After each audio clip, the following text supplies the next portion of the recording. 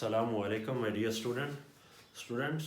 आज का हमारा टॉपिक है Arrhenius concept of acid and base.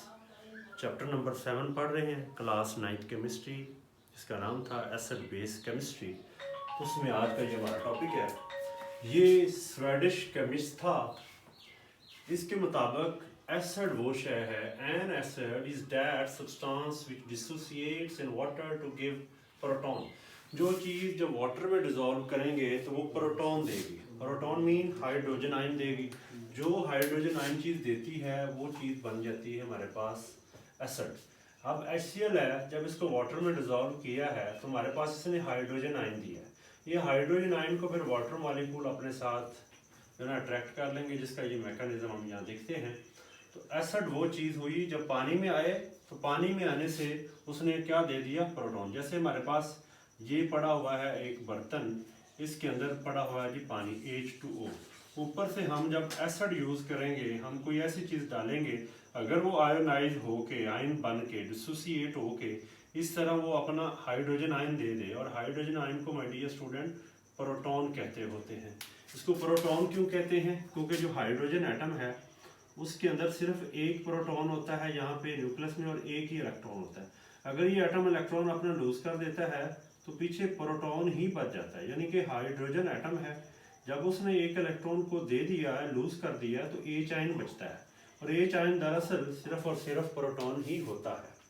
तो जो वाटर में डिजोल्व करें जिस चीज़ को, जिस सब्सटेंस को, और वो H आयन दे तो डेट इज द एसिड। और जो वाटर में डिजोल्व करने पे OH आयन देती है माय डियर स्टूडेंट, हम उसे बेस कहेंगे। जैसे कास्टिक सोडा NaOH है, जब उसको वाटर में हल करते हैं तो वो भी आयोनाइज हो जाता है। आयोनाइज मीन डिसोसिएट हो जाता है, ब्रेक हो जाता है।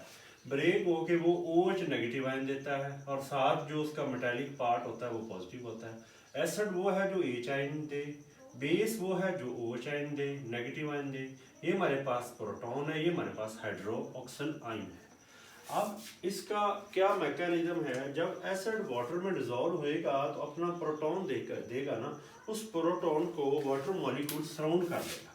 यानी कि हमारे पास ये वाटर मॉलिक्यूल है, ये वो H आयन है, ये वाटर ने अपना ये लोन पेयर इसके साथ अटैच करवा के इस तरह ये इधर बॉन्ड बना लिया। यानी कि H आयन को वाटर मॉलिक्यूल सराउंड कर लेंगे। H आयन को वाटर का जो लोन पेयर वाला हिस्सा है वो अपने साथ मिला लेगा। इस तरह एसिड पानी में हल होता है। जैसे एसिड को वाटर अपने साथ सराउंड करने की एबिलिटी रखता है, सिमिलरली जो बेस है, बेस के पास ये OH आयन होता है, OH नेगेटिव आयन। यानी कि जो OH नेगेटिव है जिसको मैंने इस तरह बॉन्ड की फॉर्म में ले लिया, ये भी हमारे पास वाटर मॉलिक्यूल है, ये भी हमारे पास वाटर मॉलिक्यूल है, जिसको इस तरह एक खास शेप दी हुई है। तो ये वाटर मॉलिक्यूल जो है जब बेस के साथ मिलेगा तो बेस के OH आयन को वाटर घेर लेगा, सराउंड कर लेगा। यहाँ पे वाटर का पॉजिटिव हिस्सा उसके नेगेटिव को अटैच कर रहा है, इधर भी वाटर का ये पॉजिटिव हिस्सा, positive ion, positive pole, hydrogen या पार्शियल पॉजिटिव उसको अटैच कर रहा है। ये इसका एक हमने मैकेनिज्म देखा है। सेम यहाँ पे जो उधर H आयन का मैकेनिज्म उसको फर्दर हमने यहाँ पे एलेबोरेट किया है कि H आयन को मुख्तलिफ वाटर के मॉलिक्यूल के जो नेगेटिव एंड है, तो ये पानी का पार्शियल नेगेटिव है, इधर ये नेगेटिव है, इधर ये नेगेटिव है, इधर ये नेगेटिव। तो H आयन को भी पानी घेर लेता है, सराउंड कर लेता है, OH आयन को भी घेर लेता है। इसी तरह जब हमारे पास एसिड और बेस को वाटर में डिजोल्व करते हैं तो वो डिसोसिएट होते हैं, आयोनाइज होते हैं, और आयोनाइज होकर वाटर मॉलिक्यूल को सराउंड कर लेते हैं। इसका मतलब है कि आर्हीनियस कंसेप्ट एसिड बेस के लिए जो मोस्ट इंपॉर्टेंट चीज़ है, जो इसकी लिए एक की चीज़ मानी जाती है, एक की फैक्टर है, वो है वाटर का होना। यानी कि वाटर मीडियम हमने लेना ही लेना है, एक्वस मीडियम हमने लेना ही लेना है। एसिड वो चीज़ है जब पानी में डिजोल्व करें, पानी मस्ट है, ये इसकी एक लिमिटेशन है, इसके बगैर ये कॉन्सेप्ट एप्लीकेबल नहीं है। यानी कि अगर हम वाटर यूज़ करेंगे तो फिर हम इस नज़रिए को, इस कॉन्सेप्ट को समझ पाएंगे। यानी कि ये अपना नज़रिया, अपना कॉन्सेप्ट किसी चीज़ को वाटर में डिजोल्व होने पे शो कर रहा है कि आइदर वो एसिड है या वो बेस है। एसिड H आयन देगा और बेस OH नेगेटिव आयन देगा। ये इसका एक मेन कॉन्सेप्ट है। अब आगे फर्दर हमने प्रैक्टिस करनी है in the form of different example. जैसे हमारे पास में डियर स्टूडेंट ये HCl है, जिसे हम एसिड मानते हैं। ये जो एसिड है ये आर्हीनियस के नज़रिए के मुताबिक इसे एसिड माना गया है। ये HCl हाइड्रोक्लोरिक एसिड है। ये एसिड का नाम कब इसे दिया गया, क्योंकि वाटर में डिजोल्व होने से ये भी अपना H आयन देता है। जब वाटर में डिजोल्व होगा ये H आयन बना लेगा और Cl माइनस आयन, ये इस H आयन को वाटर मॉलिक्यूल इस कॉन्सेप्ट के मुताबिक अटैच करेगा और ये आपके पास हाइड्रोनियम आयन बन जाएगा। ठीक है जी। इस तरह बेस जो है ये भी आयोनाइज होके OH नेगेटिव, इसको यहाँ भी हम वाटर ले लेते हैं तो हाइड्रोक्सिल आयन बनाता है। अब एक बात और ध्यान में रखें कि जब आपके पास एसिड और बेस दोनों को मिक्स ही आ जाए, एसिड ने ये चीज़ बना दी हाइड्रोनियम आयन, बेस ने हाइड्रोक्सिल आयन बना दिया, जब ये कंबाइन होते हैं तो वाटर मॉलिक्यूल बनता है और एक खास एनर्जी की मिकदार खारिज होती है, हीट रिलीज होती है। इनके जब पॉजिटिव और नेगेटिव आयन एक दूसरे के साथ अटैच होंगे तो तब एक्सोथर्मिक रिएक्शन होगा, हीट खारिज होगी और स्टेबल प्रोडक्ट बन जाएगी। तो एसिड बेस मिलेंगे तो ये न्यूट्रलाइजेशन होके वाटर बना लेंगे।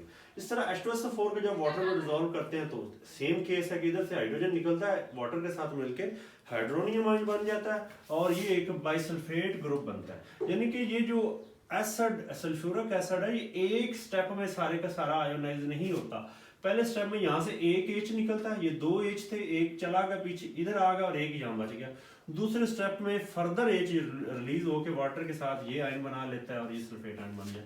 ये 2 स्टेप में होता है। सिमिलरली नाइट्रिक एसिड भी वाटर में डिजोल्व होने पे हाइड्रोनियम आयन और नाइट्रेट है, इसको हाइड्रोजोनियम आयन का नाम भी दिया जाता है। तो बहरहाल कहने का मतलब ये है कि जब ये खास किस्म के एसिड जिन्हें हम मिनरल एसिड्स कहते हैं, जब भी वाटर में डिजोल्व होंगे तो वो अपने एक ख़ास मिकदार में अपने आयन देंगे। ज़्यादातर वो डिसोसिएट हो जाते हैं, मोस्ट ऑफ द एक्सटेंट वो डिसोसिएट हो जाते हैं और हाइड्रोजन आयन देते हैं, वाटर के साथ मिल जाते हैं। इस बेस पे इसको कैटेगराइज किया गया कि ये एसिड है या बेस है। उसके अलावा माय डियर स्टूडेंट कुछ ऑर्गेनिक एसिड भी होते हैं। ऑर्गेनिक मतलब जिनके अंदर हाइड्रोकार्बन का ग्रुप आ जाता है, कार्बन हाइड्रोजन वाले आ जाते हैं, जैसे ये एस्ट्रिक एसिड है, ये भी वाटर में डिजोल्व होने पे प्रोटॉन देते हैं। यानी कि जब इसको करेंगे ये एसीटेट आयन बन जाएगा और इधर से एक H+ की फॉर्म में निकलेगा और वो वाटर से मिल जाएगा और ये हाइड्रोजोनियम आयन बन जाएगा। लेकिन ये सारे के सारे आयनाइज नहीं होते, ये बहुत वीक एसिड हैं। वीक एसिड वो होते हैं जिनकी डिसोसिएशन पावर बहुत कम है, आयोनाइजेशन पावर बहुत कम है। यानी कि यहाँ से इसने ब्रेक होना है, एक हिस्से ने नेगेटिव बनना है, एक हिस्से ने पॉजिटिव बनना है। तो ये जो पॉजिटिव हिस्सा है वो मिलेगा वाटर से, ये आयन बना लेगा, और नेगेटिव आयन आपके पास जो है वो इस तरह अलग हो जाएगा और ये सिर्फ 1.3% तक बनेगा। और इस तरह फॉर्मिक एसिड जो है ये वाटर से मिलकर भी आयोनाइज हो जाता है। तो इसकी भी कंसंट्रेशन आयोनाइज होने की बहुत कम है। यानी कि अगर 1000 मॉलिक्यूल है तो 987 जो है वो अनडिसोसिएटेड, सिर्फ 12-13 मॉलिक्यूल आयोनाइज होते हैं। ठीक है जी। वीक बेस वो होता है जिसके आयन कम बने, जैसे यहाँ वीक एसिड है, यहाँ पे weak ammonium hydroxide is the form of example of weak base which ionize into ammonium ion and hydroxyl ion, और OH आयन बहुत कम बन रहे हैं। तो ये सारी जितनी भी हमने डिस्कशन की है इन सब के अंदर हमने एसिड और बेस के कॉन्सेप्ट को देखा है कि वो डिसोसिएट होके हाइड्रोजन आयन यानी कि प्रोटॉन और हाइड्रोक्सिल आयन में कन्वर्ट होते नजर आ रहे हैं। ये नजरिया दिया था आर्हेनियस ने। This is all about today topic. Thank you.